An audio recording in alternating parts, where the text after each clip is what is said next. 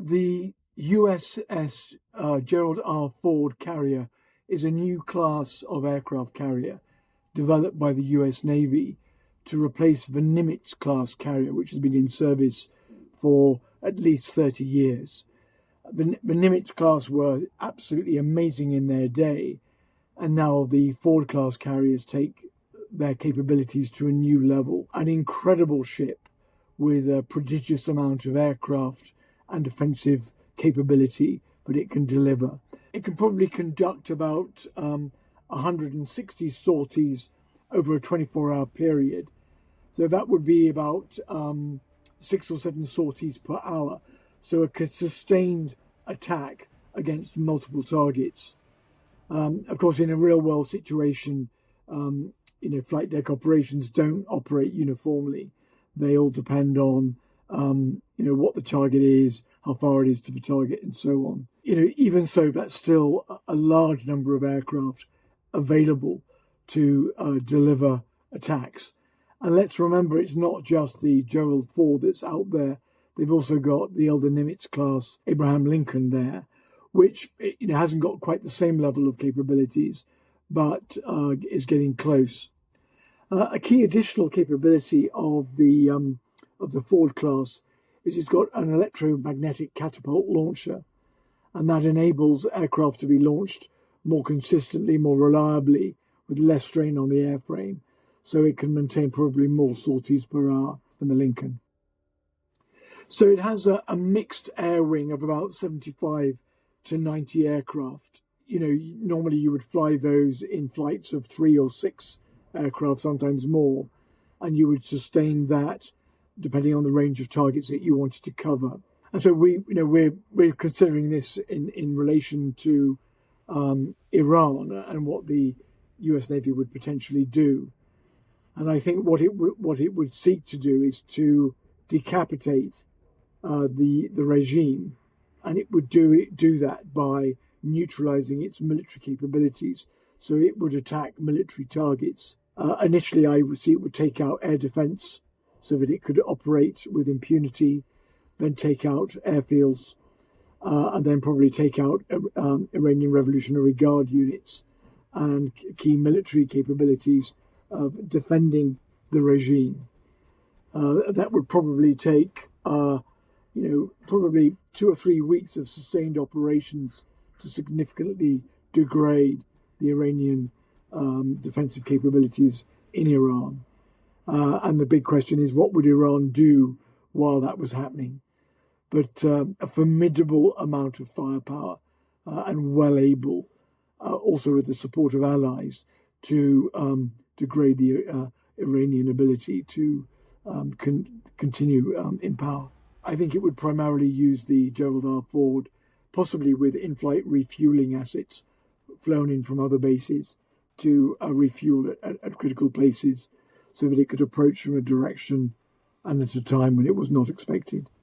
Well, Iran has threatened a very robust response if America does attack.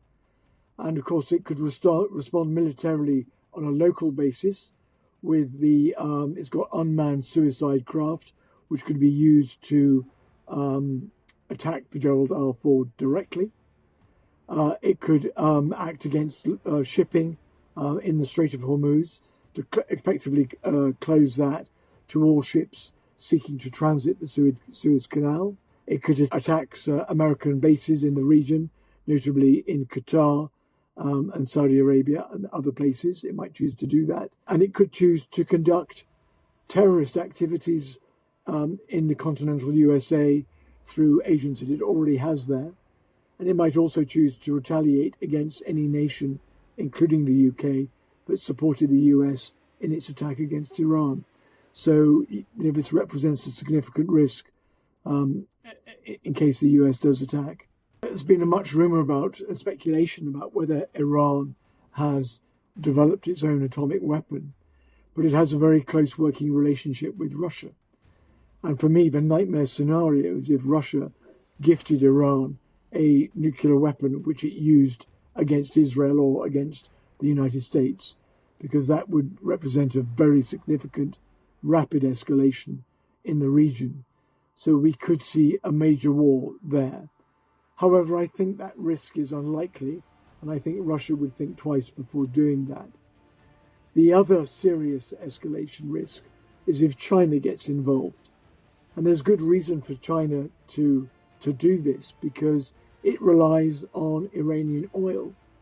So if the USA was successful in decapitating the Iranian regime and was able, through a US-friendly government, but put in power in Iran as a result of its attack, the United States would then gain access not only to Venezuelan oil, but also to Iranian oil. And that would give it a lot of leverage over China. And that would be very worrying for China. So China could be active in the region. And that obviously could create further tensions between the US and China. And so creating a lot of uncertainty. So there's a lot at risk here.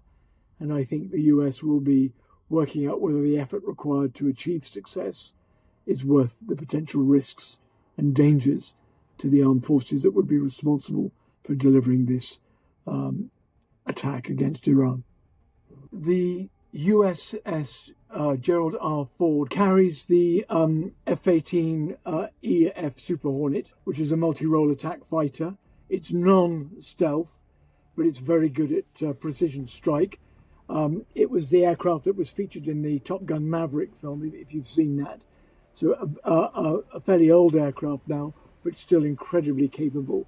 And that is able to deliver a range of bombs and missiles from a good range. And it can be refueled in flight, so it has no problem reaching the targets. The second aircraft it has is the F-35C, which is the naval version of the Lightning Joint Strike Fighter, which is fully stealth-enabled.